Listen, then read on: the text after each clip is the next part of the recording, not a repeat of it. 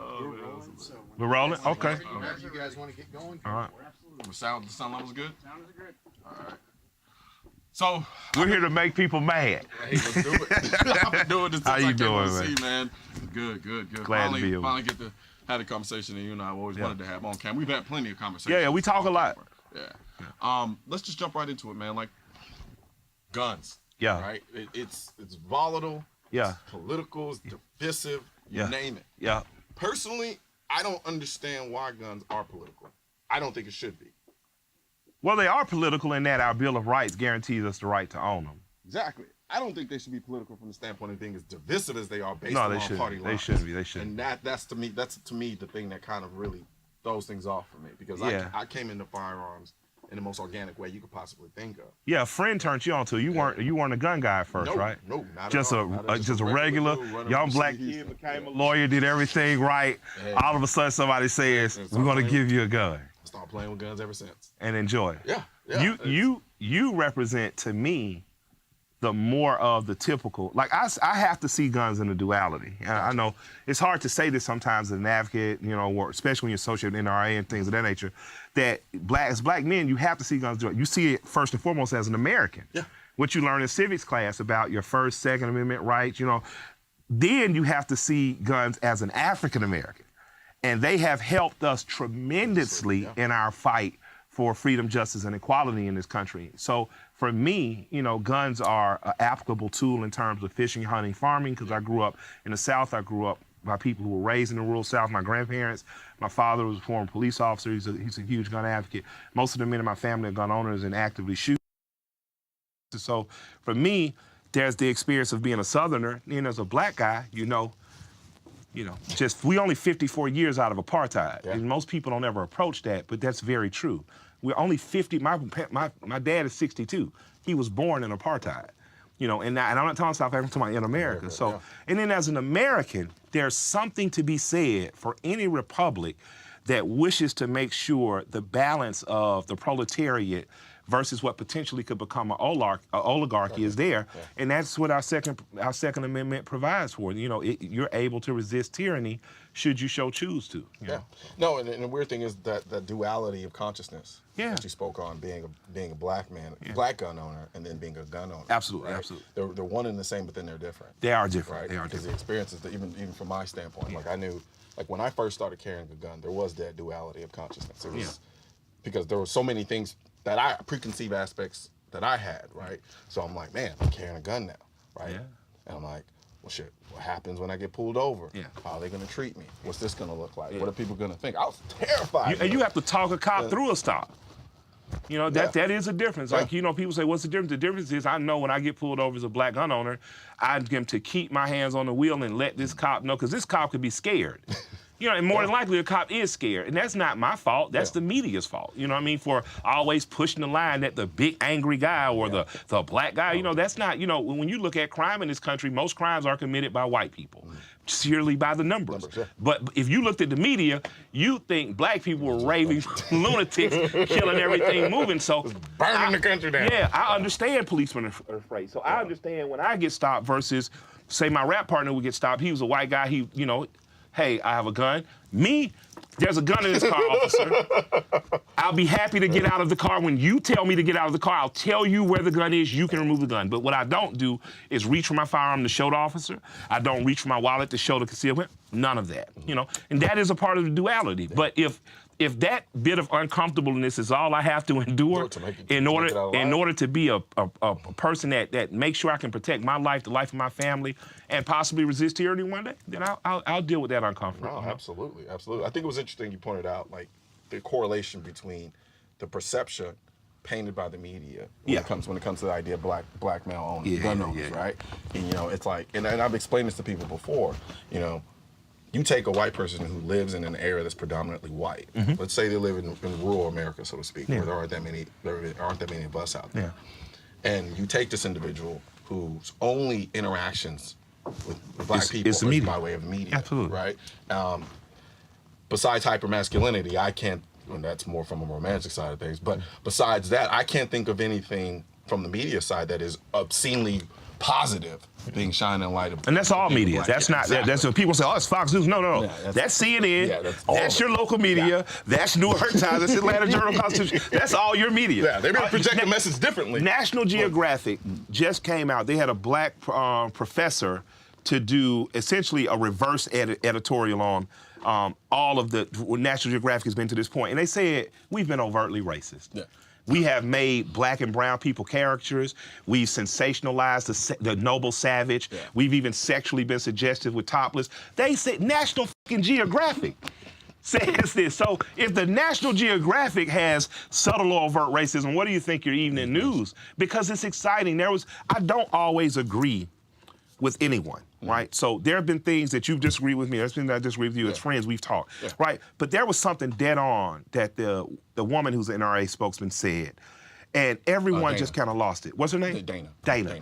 Dana said something. I don't agree with everything Dana says, but Dana says that the tears of white mothers are like ratings, and that's so true. And it was so sad to hear her acknowledge it. Yeah. But it's true, and black people know it's true because black people say it in conversations in coffee houses to themselves.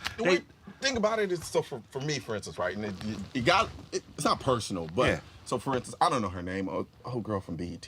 She does this show. I don't know. I posted on it on my Instagram page, and she turned it into a joke almost. Yeah. Right? And I know that's her shtick. Yeah. It's cool. It is what it is, but. You know, she kind of poked fun at that very statement because she's like, she called for her black up, which was me, she was referring to, and then called me something I thought was actually pretty funny. She called me the Second Amendment Ja Rule. I'm with it. I thought it was hilarious. Yeah, take your shirt off and dance for her, baby.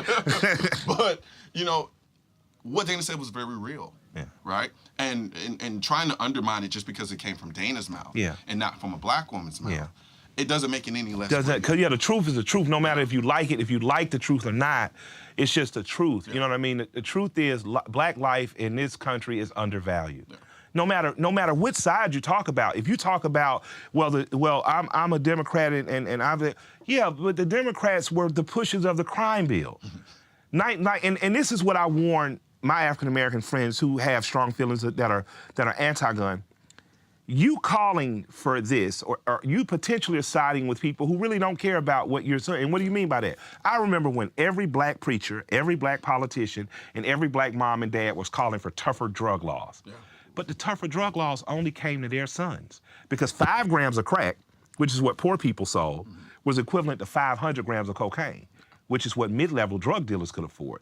Weren't no mid-level drug dealers. They were catching boys, 18, 19, 21-year-old boys. And these boys kept 12, 15, 20-year sentences. Many of them are just coming home, but we cheered that on because we thought we were with allies. But your allies didn't reciprocate. And one thing I appreciated about Clinton, when they were grilling him on it, Clinton said, your people asked for this. So the first time black people got the right to vote, it was only black men because America was a patriarchal society, right? In places like South Carolina, irony of South Carolina, those black men went into church to vote. The Klan came to make sure that vote couldn't happen. Yep. Black women surrounded that church with rifles and defended those men. Black women need to understand that as a unit, we have done more with a gun to protect our rights and freedoms than we are accredited for. Ida B. Wells, one of the most famous scholars and educators that our culture has ever produced, right? Chicagoan, right? Yeah. Ida B. Wells Housing Projects. Ida B. Wells said every black home should have a Winchester rifle. Well, what's the significance of a Winchester rifle? It's a repeating rifle.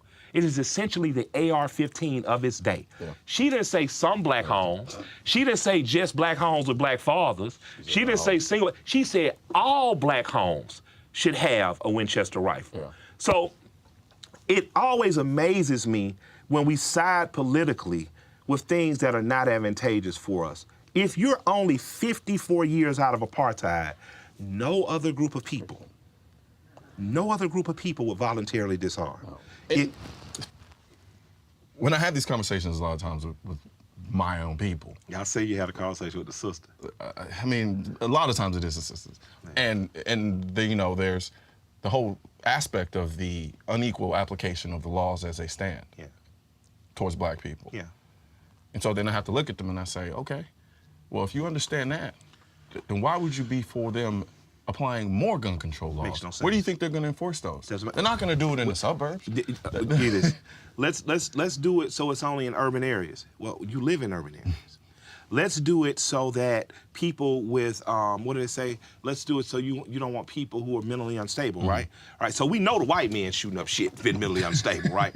But whose children are more misdiagnosed with ADHD?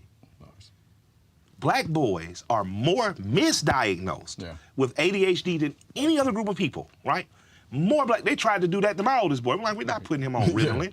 We're going to change his diet, take Ritalin. We're not going to have my son look like a zombie. So imagine what happens the day they say, well, mental illness, and all of a sudden your child has been labeled mentally ill, and you know your child is normal. You know your child, honestly, the school environment is just not, you're not supposed to lock a child up for 10 hours a day in a room. You know what I'm saying? So we don't even think about how these things are going to play against us. We just get caught up in the emotion of, we're married to this political party.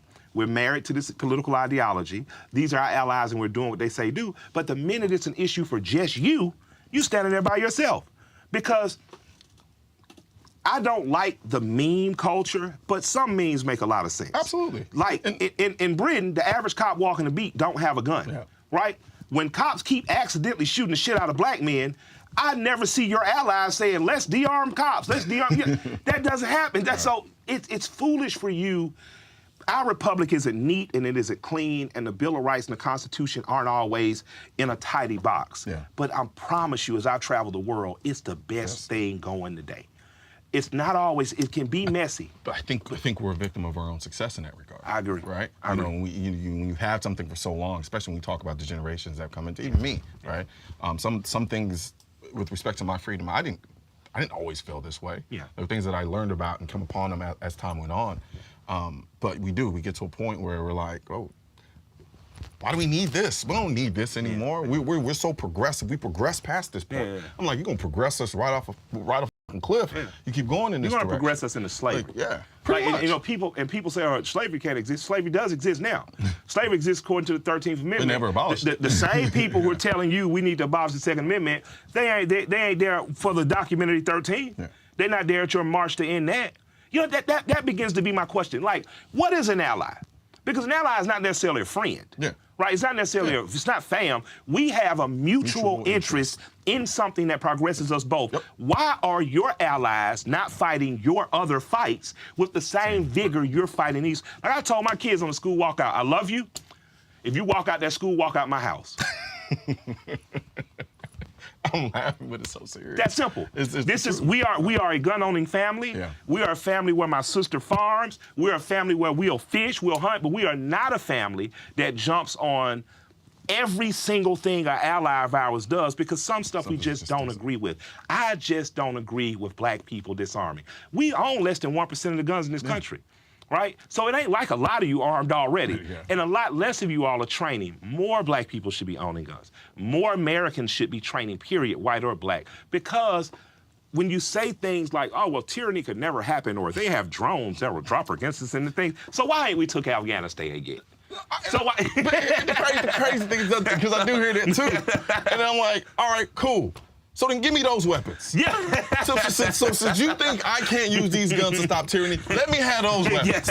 And then they get quiet. And then I'm like, exactly. I'm asking for an AR-15. I'm not even asking for a drone. We are a country, not because our military was superior to Britain. We didn't have a navy. We didn't have a superior military. What we had were farmers with long rifles that at the time Britain would engage, they'd come up, muzzle low, shoot, next one come up, shoot. Well, we couldn't win that. We were outnumbered. We didn't have but what we did have was farmers that could hide behind trees, and as they walked back, knocked them off. And after so long, it just became, that empire was just like, you know what? We can't control these cows. Let's get the fuck out of here. And you say, well, that was then. What about the Maroons of Jamaica? What about the freedom fighters of Brazil? Even down into the 60s. Exactly. We couldn't beat the Viet Cong for that. So I'm just like, at a certain point, I love my progressive white friends and audience, but you don't know what the fuck you're talking about.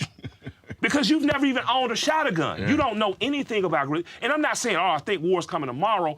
I'm saying if someone kicks in the door of my house, like they did that football player years back, Sean, I would like for my wife to be able to know that shotgun gives her a fighting chance.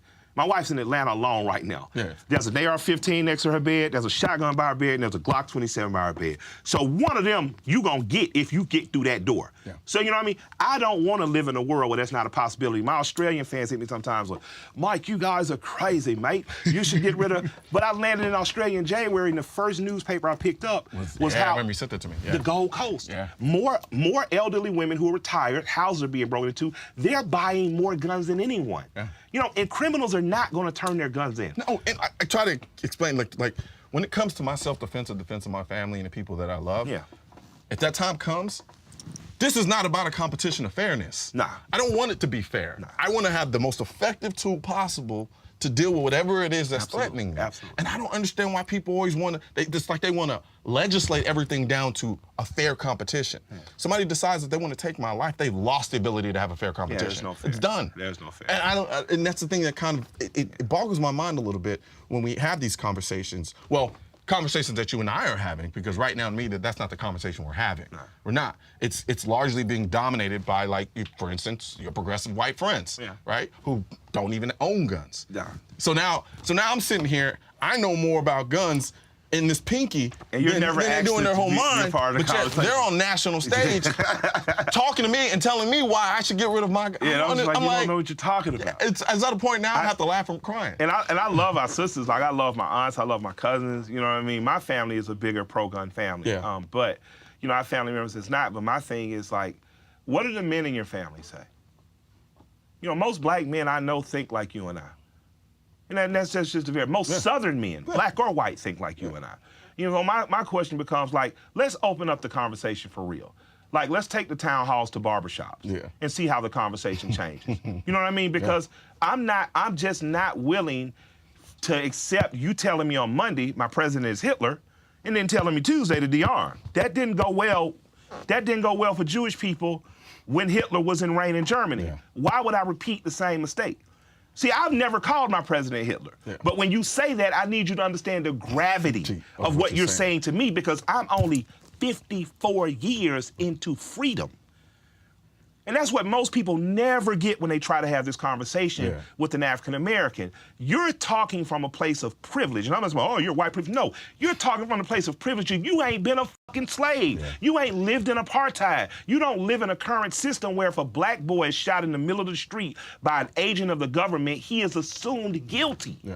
You don't know what that is. So in those matters, you should just do like my grandfather said, stay out of other folks' business. Because if you're not going to rally in the streets to ratify the 13th Amendment with me, if you're not going to rally in the streets that agents of the state shouldn't be able to kill black boys in the streets or white men who might be drunk in a hotel, if you're not going to rally against me, shut up asking me to rally for you, because you're wrong, because you're not giving me the equality that you're telling me that you want to give everyone else. And that's wrong. And it's almost evil for you to do that, because you're using me. You're pulling me into the Democratic National Convention, me and a bunch of other mothers, and you're parading me in front of the world. But you have nothing to do. You don't make sure those agents of the states pay. They don't pay with their pension. They don't pay with their jobs because they retire and go on to another force. You don't do any of that. You know, there have been times I've been unsatisfied with the NRA too. I thought when they marched a tank down the street of Ferguson, the NRA should have been there like, ho, ho, ho, all this other stuff aside, this is military, we don't go for that. They didn't, but this is the same NRA that allowed Robert F. Williams to have a chapter in North Carolina in the 50s to defend itself against the Klan. This is the same NRA that defended Marissa Alexander for your stand your ground law just a year ago in Florida. So for me, I don't look at the NRA like a person that doesn't like or not like me. I look at the NRA as an effective lobbying group for my rights. So what does that mean, Michael? That means that if it's an open and effective lobbying group for your rights, flood their ranks. We did the same thing to the Democratic Party. We were all Republicans in the 30s, 40s. In the 50s, a shift happened and African Americans became Democrats because it became more politically advantageous for them to, right? So you flooded the Democratic Party and you took that party in terms of ideology and you transformed that party in the next 20, 30 years to benefit you. If you don't like the NRA, get 1 million black people to join. It's the truth. Go to the I convention. couldn't state it any truer than that. Go to the convention, Yeah. realize that this ain't white people in hoods, just regular working class people like you that are probably going to be friendly and engage you, and then add your thoughts to the agenda. Don't let you be the only brother in the room anymore. That's the way you transform. And then when I talk that, I'm talking particularly to black men. Yeah, because I get that a lot, right? I get that question a lot, right? You know, I'll get messages from young black men, and they're talking to me. It's like, you know, I own guns. I'm quiet about it, but you know, but then I want to get out shoot, but you know, I don't want to go out there and then deal with all the racist white people. So I'm like, and you know, it's like, to be honest with you, even when I started, I had the same thought process. It's a logical fear. Yeah, absolutely. Yeah. And I remember, I'm like, man, I'm about to go out here in the middle of nowhere, be around these crazy white people. They're gonna hang me. But there was this rebelliousness in me that was kind of like, I found a passion, and no one was gonna get in the way of that passion. And I said, you know, forget that. I'm gonna go. Absolutely. And I went, and my mind was blown, completely blown. Not to the point of naivete, where I'm completely naive to the aspects and circumstances in this country, but to the point where, like you just pointed out, we had a common interest. They understood they understood we were from two different backgrounds, completely different, right? Yeah.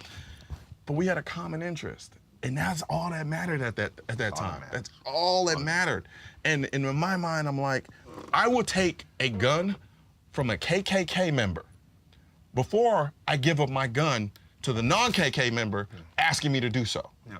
It just doesn't make any sense. I'm gonna lie around freedom of expression. I've gotten in some. I'm usually pissing two groups of people off. Either my liberal, progressive East Coaster white friends, or my very woke black friends. Yeah. And around First Amendment issues, I piss my woke black friends off because, Mike, they're having a Klan rally at Stone Mountain, and April, what are we gonna do? Nothing. That's their First Amendment right. They can say all they can do. They can wear Michael Jordan's in the Klan outfit and not realize that makes no fucking sense. They can do all of that. You know what I mean? You know, that's their First Amendment right, because if I start to infringe on their rights, my rights next. They have equal opportunity to do the same to you. My white progressive friends, hey Mike, we have to do something about guns. What? Why? I thought the Constitution I thought that was all we needed to do. And then in 1986, we had a bill that banned fully all. I was like, that's about it for me, George. You know, and they get angry, but I know I'm balanced in that if you really I love this country. And people say, oh man, you love, yes, I do.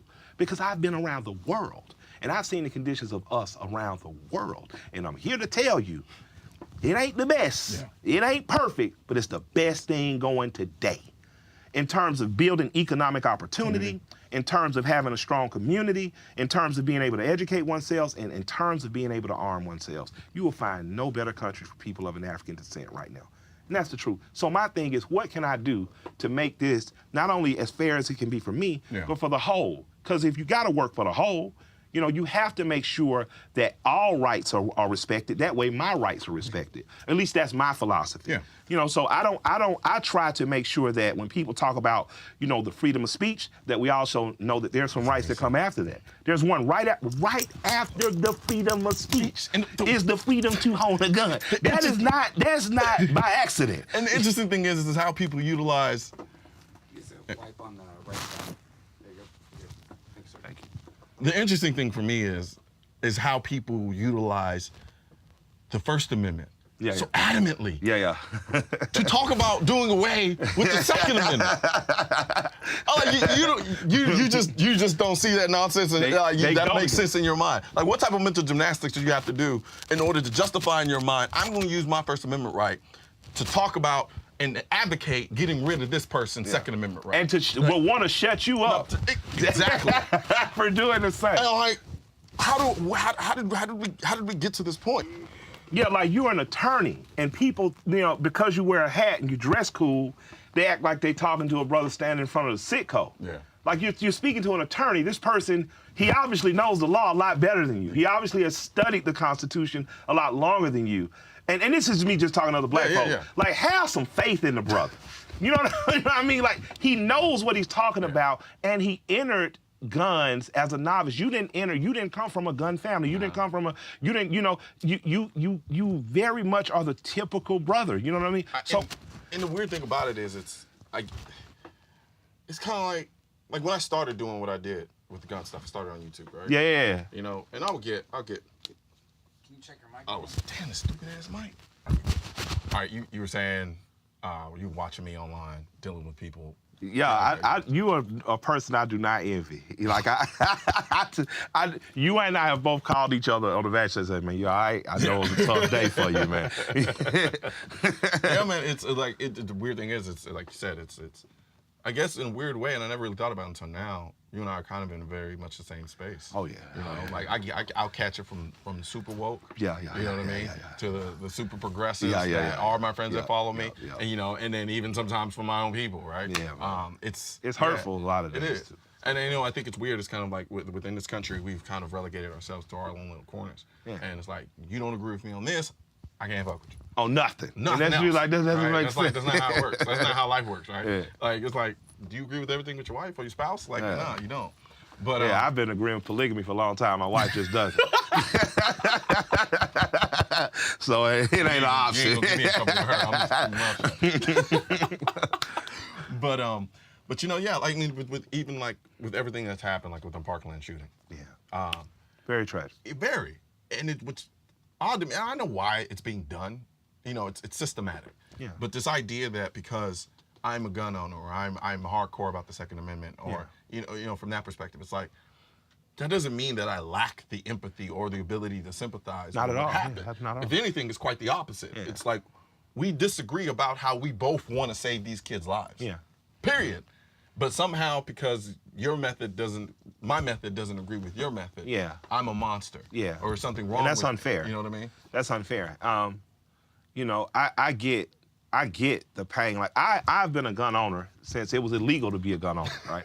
I was a gun owner when I was 14, 15. You're not supposed to have a gun at that point. But I have also worked as a tireless advocate on the behalf of children, disenfranchised women in my community. Yeah. And I've also worked with gun groups like Georgians Against Gun Violence that are not, you know, the most pro Second Amendment. Yeah. But I say if there's a table to be sat at, the gun owner needs to be there. And I've done some good work, you know what I mean? And I've been a part of some good campaigns. And so I kind of try to see a problem from the whole, you know, from the whole perspective. And it's funny because a lot of times when I give the perspective in which I stand on my Second Amendment rights, I've won a lot of my progressive friends and friends over to not to say, well, I'm totally with you, but I understand where you're coming from. And again, I have to approach it first and foremost as an American. This is a right to resist tyranny, right? And if you say, well, that's not a possibility, okay, well, don't start calling our president a tyrant. But as a black American, which is my very real everyday life, I'm 54 years out of apartheid. And I'm sorry, I don't trust the greater public to take care of my best interests because you don't when a black child is murdered by a vigilante like Zimmerman. I don't trust you to take care of my best interests because you're not fighting to get slavery taken out of our Constitution, which is still a part of the 13th Amendment. You know, I can't take you in my best interest because we treat children that are protesting against gun violence as heroes, but we treat children who are protesting in Ferguson as criminals. So I know you don't have my best interest. You have what makes you comfortable, and that's fine. I have to be only about the best interests of Americans as my constitutional rights and black Americans because we're still not as protected as we deserve to be. Yeah. We don't have advocates. Like, you know, you don't want to join the NRA, fine. Join NAGA. Yeah. Join the National African American Association of what is it? National African American Association of Gun Owners. It's National Association. Yeah, National African American Gun Association. Yeah. Join NAGA then, you know, but join something that protects your rights. You know, I remember when I first told a bunch of brothers, hey man, I started saying publicly, yo, join the NRA. Like, Mike, what are you talking about? Yeah, I'm telling you to do the exact same thing we did to Democrats in the 50s. Flood the ranks and push your agenda forward. Brother came in to my shop with David Banner, showed me his card. He said, Mike, I ain't gonna lie, man, I had never thought about it, but I went and did it. He said, I went today. He was when the convention was in Atlanta. He said, man, I was engaged by people. He said everybody was open one. I say sometimes, man, it's just about getting out of where you are and interacting with people on an individual basis. I own a Hellcat. I drive in Atlanta. Atlanta's a black city. 15 minutes outside of Atlanta is Georgia. Radically different place than Atlanta, right? Yeah. I have literally walked into restaurants, in the Waffle Houses, walked in the, the street. Your wife makes you go to the outlets and stuff, and a tow truck with a rebel flag right in front of pulled up. The only thing you're missing is the old gun rack you have in the back, and they'll get out. That's your car? Yes, sir, it's my car. It's a mighty nice car. Thank you. And it'll lead into a 20-minute conversation where I realize I have more in common with this person than I did the whole rap crew I was on with for the last 30 dates. Yeah. You know what I mean? I'm a Southerner. I hunt, I fish, believe in gun ownership, like fast cars. Yep. The only thing difference is society has told him, you're white, be scared of this black guy. Yep. I'm black, be scared of this white guy. That is dismissed within a conversation. Within a conversation, I've interjected into his life exactly. Yeah. We can do that. Yeah. We are intelligent. we're great citizens. You should do that. You should be a part of everything freedom allows you to. Yeah. And you should flood the ranks of every organization you think you shouldn't be a part of, you know, excluding the Klan, because, you know, they made it know they don't want you there. Yeah, you know. But you exactly, that was a great scene. But you should be, before you give all your rights up, use them all. Yeah. Say that again. You know, before you give all your rights up, use them all. Thank you. Use them. Yeah. Like, take a public stance, use your First Amendment rights. Buy, own, train, use your weapon. You know what I mean? Like, you don't have to be victims. And our story doesn't have to come from victimology. Yeah. Doesn't always have to be we're the victims of. Because again, when many of our sisters and our brothers who side with the progressives, when they're talking about giving up, they're never talking about agents of government. They're only talking about us. Yeah. So what good does that further do us? Again, you know, you should be reading books like Negroes with Guns. Yep. You should be reading books like Shoot Back. Yep. You should be reading books like all this nonviolent stuff to get you killed. Yeah. You should read that. Yet if you're not reading that, what the is wrong with you? You need to know your history with the gun. Interesting thing about that is a lot of people who think they woke out here will realize very quickly they ain't so woke. You not woke. You not woke. Nah. Wakanda, everybody had guns and spears and everything else you needed. Yeah, like you can't continue to be the lackey. Yeah. Like, people are accusing you of being a lackey of the NRA. Well, you're a lackey of the progressive movement. Because you have never disagreed with the people who tell you what to do. Like, think about that. You have never disagreed with, you've never said to them, hey, hold up. Hold on. A football player just got shot by an armed white man for a traffic argument. A black teenager got shot by an armed white man in a gas station because he had played his music loud. Where were you then? Yeah. Where? Like when you went, like, start call, like, you have to do like a girlfriend when you list all the stuff you've done for the boyfriend. And if you're not in a reciprocal relationship, why are you in this relationship? Because the same people I see dogging you out will be the same people I see posting a month from now says, why weren't you at our Black Women's March? When they go, you know, when they telling their allies, we didn't come to the Women's March because you weren't at the Black. The interesting thing about that too is, like, you know, there are very, very public cases where the NRA has, and it's like, I have a hard time having this conversation with people because it's like, they automatically assume I'm caping for them, surely based off the fact that I am who I am with the organization. And it's like, nah, the truth is the truth, right? Josephine Byrd, right? Elderly woman, living in the projects, right? She lived in a, I forgot, what's the relegated homes, like the high rise? The high rise, yeah, right? She wasn't allowed to own a firearm there. But yet she was passing up drug dealers, gangbangers every time she came into her project home, and none of y'all were there. Yeah. Nobody was fighting for her right to own a firearm to protect herself. No one. The silliest thing to me about a lot of these fights is you're being told what to do, and you can tell in the repeating of what you're saying. There's no such weapon as an assault weapon. You can use a weapon to assault someone, but it's a rifle. It's a semi-automatic rifle. You're saying what you've heard. You want to ban a gun because it looks scary. Handguns kill more people in America than rifles. And Coca-Cola and soda kills more people than handguns. You're not trying to ban soda, and you're not even smart enough to have the argument to ban handguns. Yeah, and the interesting thing about that too is the idea, like, when we talk about gun control and the way they push it, especially within our communities. Yeah.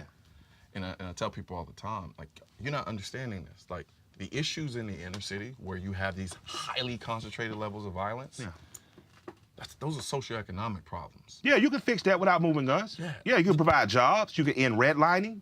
You know what I mean? But yet, here we are. We have a march that's going on next week, and our biggest celebrities are donating millions to a march. Yeah. While our inner city schools over here are in deplorable conditions. We're donating $3 million to a march about gun control. Yeah. But yet we have communities over here that are in economic downturn. Like it's ridiculous to me. Yeah. Celebrities often don't know what to do. They're told what to do. I had a celebrity very famous, like sold well over 20, 30 million records, called me and said, "Hey Mike, what you doing right now?" I said, "I ain't doing nothing." He said, "Could I call you?" I was like, "What's up?" He called me, he was at a radio station, they were pressuring him to do a anti-gun thing. And I could tell he wasn't comfortable with it. Yeah. And he said, "Would you mind explaining them and why you?" And I would say, very simply. I said, I'm African American, 54 years out of apartheid. I'm very pro Second Amendment. This is why. And before you say, well, what about the children? My daughter goes to Savannah State University. There was also a shooting on that campus.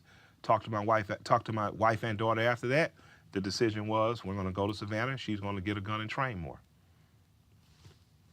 And after that, they said, "Mike, we never heard that perspective. We surely respect and understand it." And they stopped pressuring him to do something he want to do. And that ain't just guns. When, as a celebrity, they ask me, "Hey, will you do this anti-bullying drop for radio?" Absolutely not. Why? Because your child needs to get punched in the face so he can learn to punch someone back. And that isn't saying that it's right to be punched in the face. That's saying as sure as you're an adult, something or someone's going to punch you in your fucking face. And you have to develop the aptitude and the fortitude to fight back. And that's just not in the physical. Yeah. We are raising a generation of kids where everyone gets a trophy. But in real life, everyone don't get a trophy. No. In real life, the cops don't come on time. In real life, depending on where you live, you're not going to have the time to try to logic your way out of something when you can take the time to train and prepare before that and take care of yourself. When the lights went out in our neighborhood as a kid, we fished, we hunted. My grandfather had gas lanterns. When we were in the depths of the country and there was no electricity, when we would go visit our great-grandparents on farms and whatnot, then you understood why candlelight was important. There was no grocery store to go to, you had to go get the eggs yourself. We have to understand that self-reliance means just that. I have to be willing to take care of myself at every level. And I have to, and again, everybody doesn't have to have you don't want a gun, that's fine. But here's the thing though. There's a symbolic element to the idea of firearm ownership, which is, and I have a theory, why the progressive liberal side of the political spectrum pushes gun control. Let me say Democrats. That's I don't fine. mean Democrats as citizens. I mean the political leaders. Within that sphere. I understand.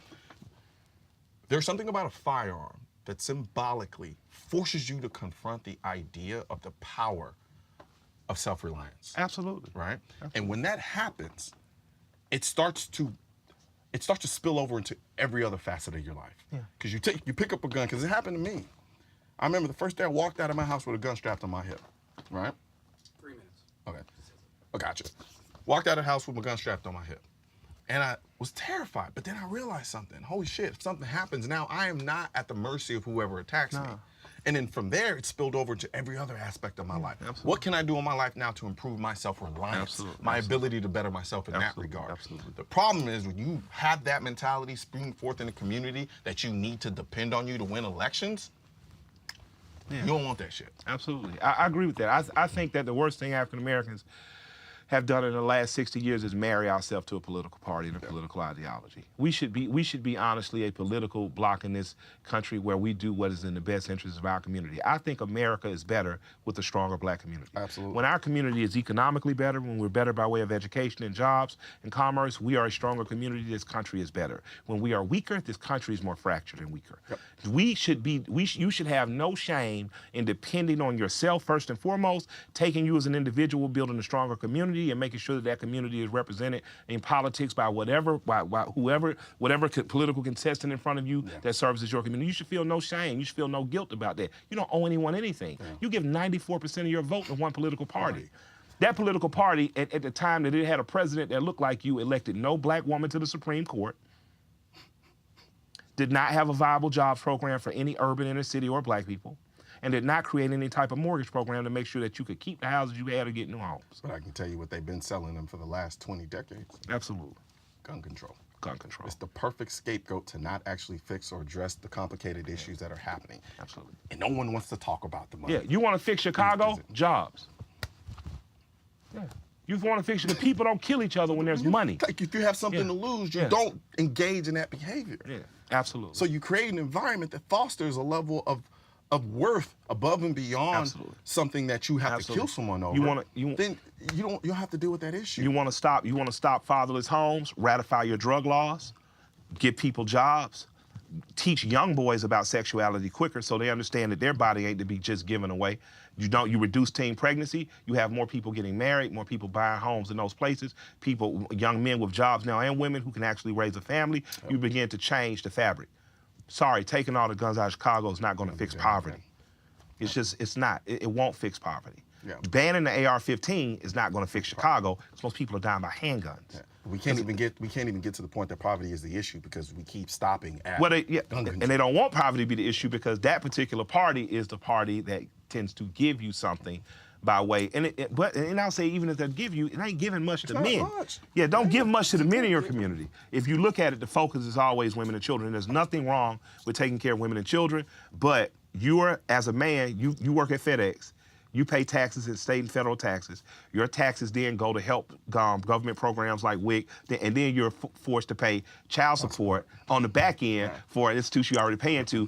You're obviously, these people don't have your interests, and because they don't have your interests, it furthers the split of our family. Further the split of your family. Now you have more young men growing up without fathers. So instead of your father giving you your first BB gun, you get your first gun for your homie on the street. Exactly. Absolutely. I hope that we've made not as many people as mad as I thought. The only thing I got from this conversation, honestly, is that it needs to happen again. There's just way too much to unpack. There's more that we need to unpack. I think we need more brothers in the room too. I'd like to, when you come to Atlanta, I'd like to have. And that's where I think the next conversation needs to be. Absolutely. I never even came to the shop. Yeah, you gotta come to the shop. I love you, brother, and I'm very proud of you. And on your worst days, I still call you and say, you all right? I need those phone calls. I need those phone calls. I do too. I stood there and I see the message from you. I'm like, what Mike want? Yeah. Like, okay. Yeah. But you really are valued in our community. You really are valued. Appreciate it, man. We good?